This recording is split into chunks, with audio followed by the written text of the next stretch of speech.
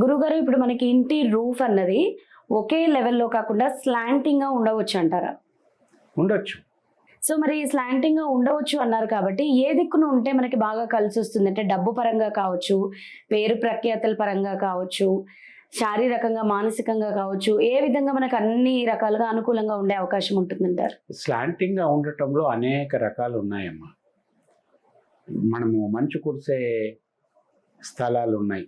For example Himalayas దగ్గర కానియండి, లేకపోతే యూరోపియన్ కంట్రీస్‌లో కానివ్వండి, ఎక్కడైతే మంచు కురుస్తూ ఉంటుందో, అక్కడ వీళ్ళు కురిసిన మంచు సులభంగా స్లిడ్ అయ్యి కింద పడిపోవటానికి ఇట్లా వి షేప్‌లో వేస్తారు స్లాంట్. రెండు వైపులా స్లాంట్ ఉంటుంది. మన దగ్గర కూడా అట్లా చాలా ప్రాంతాలలో ఉంది. ఎక్కడైతే వర్షాధార ప్రభావం ఎక్కువగా ఉంటుందో, ఉంటుంది. అంటే వర్షాలు ఎక్కువగా కురుస్తాయి, చిరపుంజి లాంటి ప్లేస్, అక్కడ కూడా ఇట్లా స్లాంట్గా ఉంటాయి రెండు వైపులు. అంటే వర్షం పడ్డా కూడా వెంటనే స్లిడ్ అయ్యి కిందికి వెళ్ళిపోతూ ఉంటుంది, జారి నిలకడ ఉండదు. అట్లాంటి సమస్య లేదనుకోండి, అటువంటప్పుడు స్లాబ్ స్ట్రైట్గా వేస్తారు. స్ట్రైట్గా వేసినా కూడా స్లైట్గా ఏదో ఒక వైపుకు చిన్న వంపు పెడతారు. అంటే మంచు కురవకపోయినా నీళ్లు పడ్డప్పుడు ఆ నీళ్లు పారుకుంటూ అటు నుంచి బయటికి పోవటానికి. సో ఇటువంటి కన్స్ట్రక్షన్స్ మన దగ్గర ఎక్కువ అయిపోయాయి ఇప్పుడు ఇండియాలో. నార్త్లోకి వెళ్తే అక్కడ కూడా పెంకుటిళ్ళు ఉంటాయి చాలా వరకు.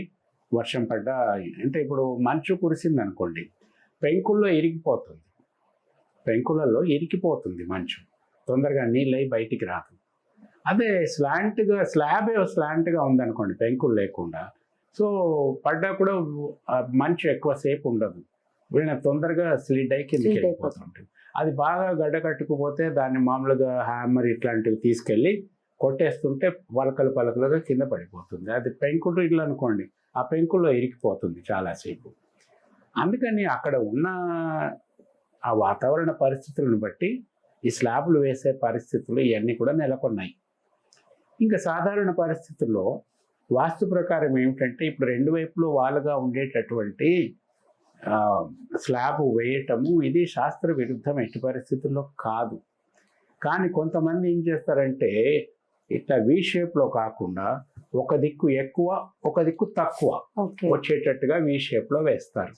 అది కొంత వాస్తుని డిస్టర్బ్ చేసినట్టు అవుతుంది. మామూలుగా ఫ్లాట్గా స్లాబ్లు వేసుకున్నప్పుడు ఆ లెక్క వేరే. ఇట్లా వేసినప్పుడు మనకేమిటంటే, ఉత్తరానికి దక్షిణానికి పల్లం వచ్చేటటువంటి ఈ షేప్ స్లాబులు రెండు వైపులా సమానంగా ఉంటే మంచిదే.